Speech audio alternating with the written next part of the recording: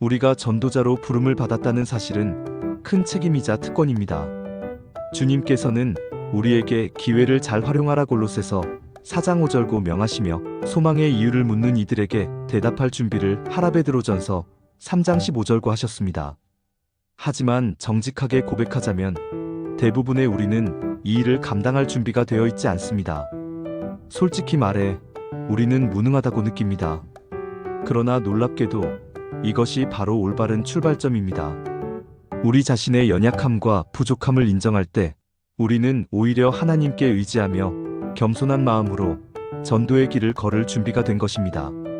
사도 바울은 고린도전서 3장에서 우리는 하나님의 동역자여 너희는 하나님의 밭이요 하나님의 집이라고 말합니다. 심는 이나 물 주는 이는 아무것도 아니요 자라게 하시는 이는 하나님뿐이라는 말씀이 그것입니다. 바울의 겸손은 우리에게 중요한 교훈을 줍니다. 사람을 회심하게 하는 능력은 우리에게 있는 것이 아니라 하나님께 있다는 사실입니다. 그러나 그렇다고 우리가 하는 일이 의미 없는 것은 아닙니다. 하나님께서는 우리 각자에게 맡기신 역할이 있으며 우리가 충실히 사역할 때 반드시 상을 주십니다. 따라서 전도의 첫걸음은 자신을 낮추고 하나님께 의지하는 마음에서 시작해야 합니다. 그 겸손의 마음은 자연스럽게 기도로 이어집니다. 전도의 출발점은 우리가 이미 사랑하는 사람들을 위해 기도하는 것입니다.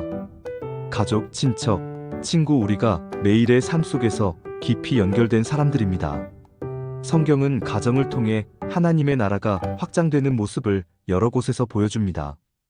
부모는 자녀를 주 안에서 훈련시키고 아내는 남편을 믿음으로 인도하며 자녀를 통해 성인이 구원에 이르기도 합니다. 하나님은 우리가 함께 살고 사랑하는 사람들을 위해 간절히 기도할 때 그 기도를 사용하여 사람들의 마음을 열어가십니다. 바울이 동족 이스라엘을 위해 간절히 기도했던 것처럼 우리도 사랑하는 이들의 이름을 마음에 담아 기도해야 합니다. 그 다음 기도의 범위는 우리가 일상에서 만나는 사람들입니다. 직장, 학교, 여가 활동, 이웃과의 관계 속에서 하나님께서는 우리를 특정한 자리와 상황에 두셨습니다. 그 만남들은 우연이 아닙니다.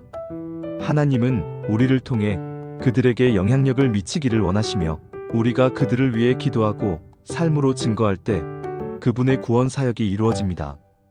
때로는 전 세계의 많은 사람들을 위해 기도하려 마음먹지만 수많은 얼굴과 이름도 모르는 사람들 앞에서 우리는 쉽게 지치고 낙심하게 됩니다.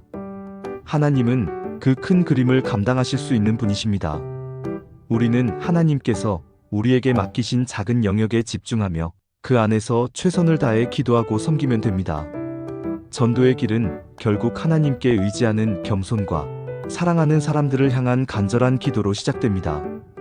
우리의 능력보다 하나님께서 하시는 일이 더 크고 우리의 작은 기도와 섬김을 통해 하나님께서는 놀라운 일을 이루십니다. 오늘 우리는 우리의 연약함을 인정하며 사랑하는 이들과 일상의 만남 속 사람들을 위해 마음을 다해 기도하며 하나님의 사역에 동역하는 삶을 시작해야 합니다. 전도의 첫걸음은 멀리 있는 세계가 아니라 지금 내 삶 속에 있는 작은 관계들에서 시작되는 것입니다. 우리의 겸손과 기도를 통해 하나님께서 세상을 변화시키시는 놀라운 역사를 기대하며 나아갑시다.